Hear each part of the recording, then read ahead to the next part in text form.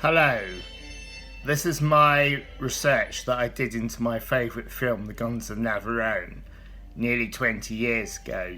Information that I'd accumulated from other resources, not just the internet, and this is what I put together.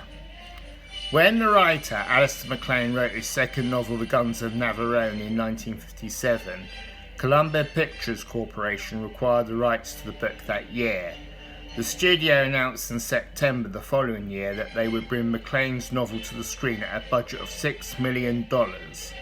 When they asked for Carl Foreman to do the film by producing and writing the screenplay, he told Columbia that he didn't want to do it.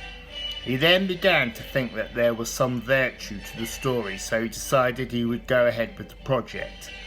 Unlike the book, the film dealt with the moral issues of war which had been evident in Bridge on the River Kwai. For the casting of the film, Foreman's first choice for the role of Captain Mallory was William Holden, but when Holden asked for a fee of $750,000, which was a significant part of the film's $6 million budget, Foreman instead sent the script to Gregory Peck.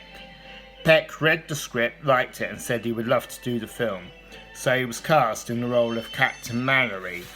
Then eventually the other main roles were cast, being David Niven, Anthony Quinn, Stanley Baker, Anthony Quayle and James Darren.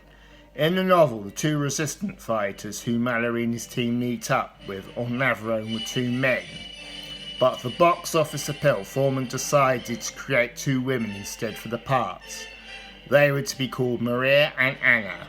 It was only with MacLean's permission that Foreman could create these two characters. The parts went to Greek actress Irene Pappas and Italian beauty Gia Scala.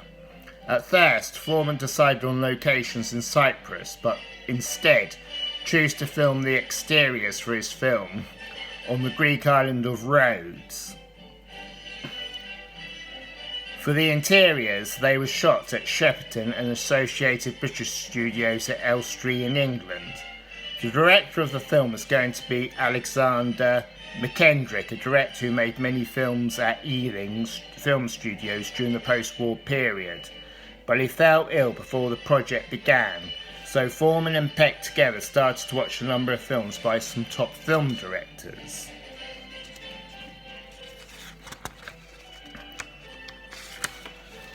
John Lee Thompson, who directed war films such as Ice Cold in Alex and Northwest Frontier, ended up to be the director of The Guns of Navarone.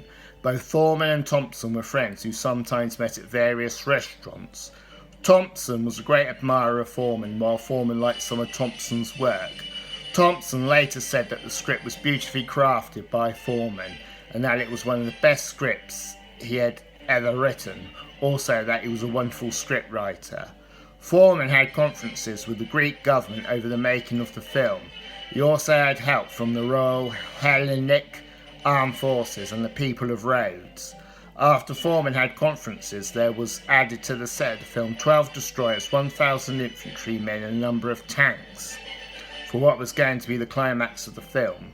The people of Rhodes had never seen a film made on their island before.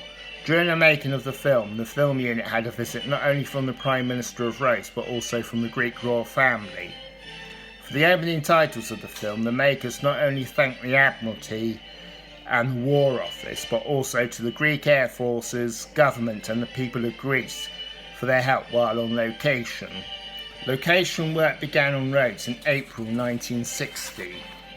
And later the crew moved to Shepperton in England for the interiors that were to take place, especially at the end of the film where Peck and Niven break into the caves where the guns were situated.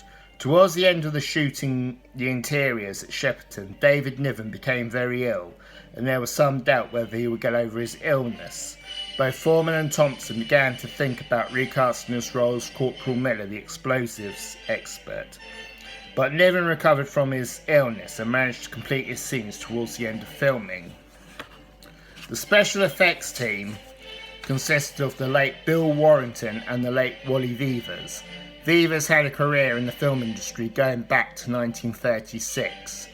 Back then, he worked on Alexander Korda's science fiction dystopia Things to Come, and would continue up until Richard Attenborough's 1977 war epic A Bridge Too Far.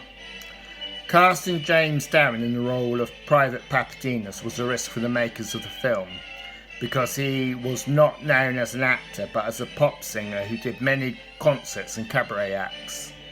To compose the music for the Guns of Navarone, Foreman chose Russian-born film composer Dmitry Tomkin, who had worked with Foreman on the films he had made with Stanley Kramer. Between his work on High Noon and the Guns of Navarone, Tomkin had worked on films such as Giant, Gunfight at the OK Corral and The Alamo. When the music was released on vinyl, Foreman wrote a piece for the back cover of the LP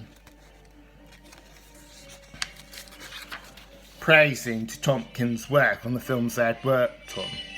When talking about the film in 1997, Gregory Peck said that like most films, it was not shot in sequence, and the biggest problem they had was the storm sequence on their fishing boat. It was shot on a large soundstage at Shepperton Studios. They used airplane engines for blowing out the water. The actors had scuba divers to help them if they had problems during filming. About 10 tons of water was used and the cast got soaked. While filming the storm sequence, Gregory Peck ended up cutting his head, and at one point he nearly got crushed under the mock-up boat. According to James Darren, the scenes were frightening but fun to do. And that is the research that I went into to discover behind the scenes of my favourite film, The Guns of Navarone.